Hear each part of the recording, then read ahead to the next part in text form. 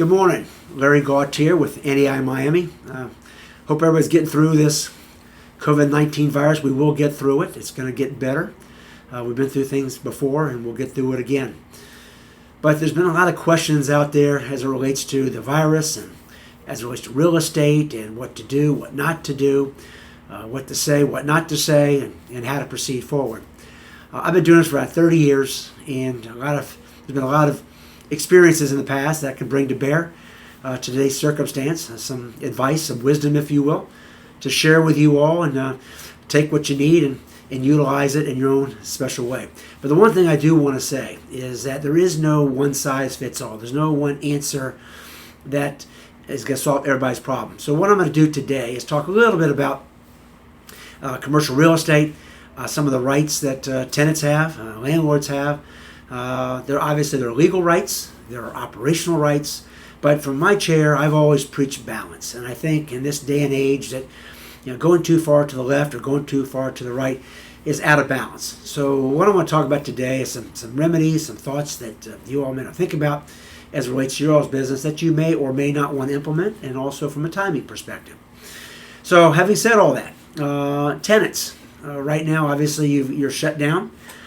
Some of you in the restaurant business have takeout, but you're not clearly getting the foot traffic and the capacity and the revenue that you typically budget for.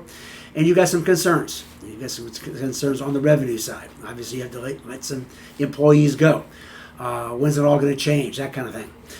In your leases, you clearly have rights to, if acts of God, force majeure, if you will, is what it's called, in your leases, which talks about if an act of God or something that's out of everybody's control happens that affects your business, you've got some legal remedies to mitigate your rent.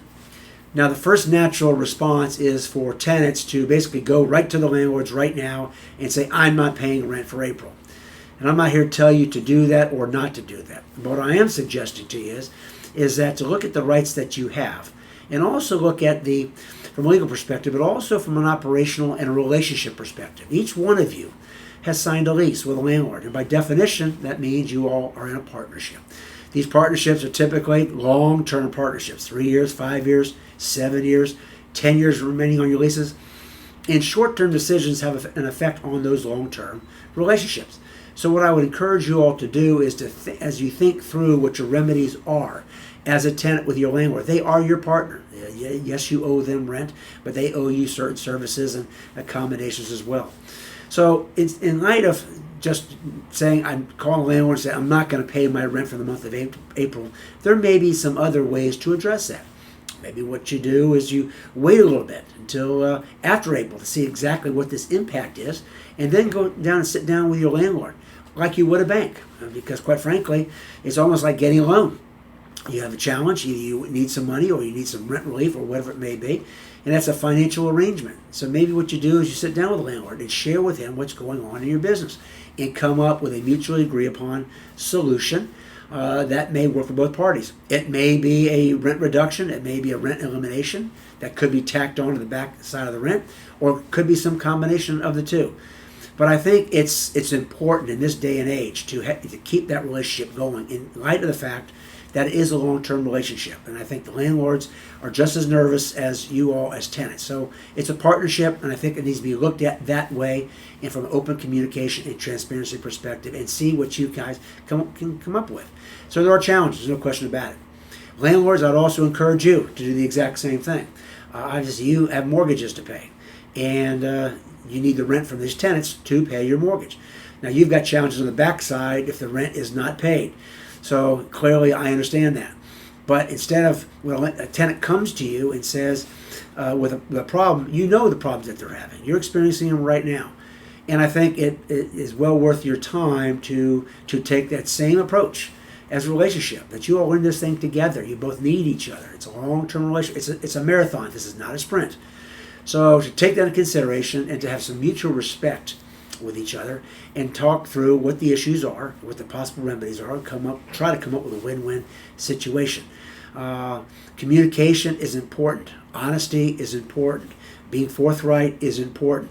In this day and age, it's very hard to do that sometimes. We kind of rush around. But I think we're talking about people's livelihoods here. And if we take a step back and you look at things in that light, that you're talking, that your relationships are not just business, but they're also personal. You're talking about people's livelihoods. You're talking about employees, not just the tenant, but the employees, but not only you, Mr. Landlord, about you, but your families and other extenuating circumstances. So if we look at things in the light of not just the landlord tenant or the rent or the mortgage, but you look at the impact on lives, that what you do has impacts on people. I think if you take a step back and look at that and think about that, then that conversation takes on a whole different meaning.